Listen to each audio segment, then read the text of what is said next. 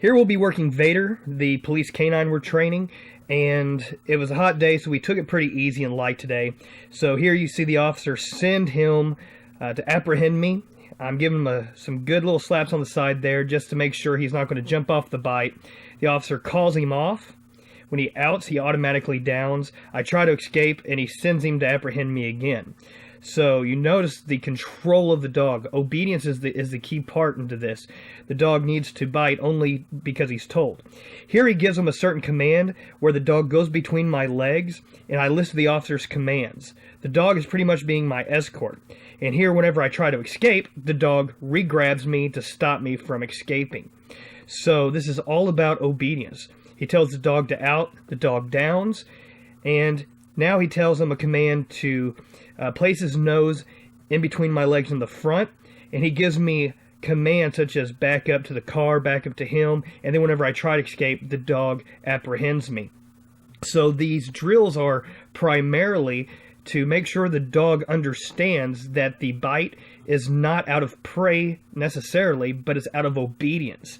So that way, when the dog's biting, he's not completely mindless. He's still waiting for the next command. He's doing this because he's told. So here I wrestle around with the dog a little bit because in real life, when somebody gets bit, they're probably going to fight the dog. So we want to make sure the dog does not escape. So here, I actually sneak up behind him and attack him to see if the dog will actually protect him. So I try to sneak up where the dog didn't see me coming, and whenever I pushed the officer, he actually looked up and saw what was going on, and there was no command. The officer did not give him a command to attack me. The dog did it on its own in protection to the handler. So here you see him again. He goes between my legs. The officer tells me, what to do, and the dog goes and starts escorting. He tells me to raise my arms up, and I raise it, and then I try to escape. The dog apprehends me once again. So we go through these drills. It's fun and it's hot, like I said, so we're taking it really easy. Then the wind starts blowing, so the camera gets a little shaky. I apologize about that, but in this little clip, I'm doing what we call a courage test, where I'm actually running towards the dog.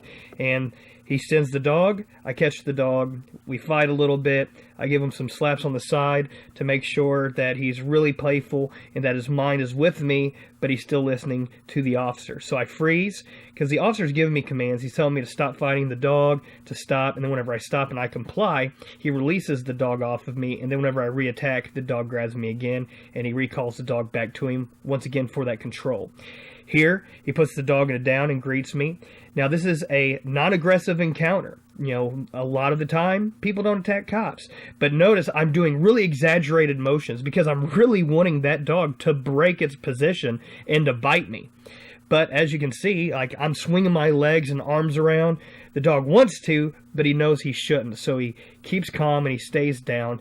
And, the officer checks my ID, no warrants or anything, lets me go back on my way, which is a lot of the time how everyday encounters will happen. Nothing happens, he comes and he gets the dog, walks off.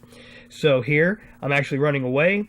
I tried to guide him to my right leg, but he tricked me and went for my left leg, which is fine. And now I'm fighting the dog a little bit. Officer tells me to stop fighting the dog. I stop fighting the dog. He recalls the dog off me. So notice how the dog is very obedient in this entire thing.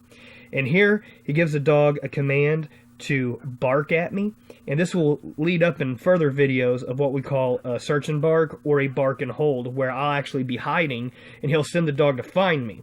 When the dog finds me, he'll bark to alert the officer where I'm at, so the officer can come up and apprehend me at that time, or if I try to escape, the dog can apprehend me itself. So that's what we're working here, and I'm telling the officer that I want the dog to really bark and have that rhythmic pattern to his barking, so that's what we're working towards here. So he tells the dog to bark at me. The dog comes in and barks, and he starts to get that rhythm a little bit, and then once he starts to get the rhythm that I want, I reward him with a leg bite. So that's a little view on how we will start building up to the bark and hold, or the search and bark, which is also known as the search and bite, things like that. But so real playful bites, not a lot of pressure on the dog, because this is primarily bite work under obedience. Easily recalls the dog off of me. Here, I'm actually standing between the dog and the handler exactly, and I wanted to see if, whenever I attacked the officer, if the dog would go for the officer, actually go around for me, and actually the dog did. So the dog did exactly what was expected. So he tells the dog to escort me, and he's telling me to back up to the car, and so the dog's watching me, making sure I don't try to flee, and when I flee, the dog apprehends me, which is typical scenarios that police officers see every day. So here I'm actually on the ground. I'm hiding my hands. The officer doesn't know if I have a weapon. He keeps telling me, show me your hands, show me your hands, and I'm not showing my hands. But I'm not being a threat. So he sends the dog in for what we call a passive bite.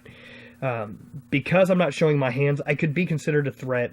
And so now we're just testing the dog to see if he will actually attack me if I'm not actively being aggressive. So that, once again, bite work under obedience. And same thing here, I'm sitting down, the dog comes at me, and I really give him some good fight. I kick at him, I wrap my legs around him, I start rolling, and to see if he comes off that bite, which he doesn't. I actually tweaked his leg because whenever I was rolling, he actually dove between my legs even more. Whenever I rolled over on his leg. But even with that, he did not release that bite. He stayed on it, and he stayed with me the entire time. So he has really good, perfect obedience with his bite work. And here we just end the session with an easy tug. He gets it, we play, we tug, and that's his reward for the day for doing such a good job. So that's just a look at protection with obedience.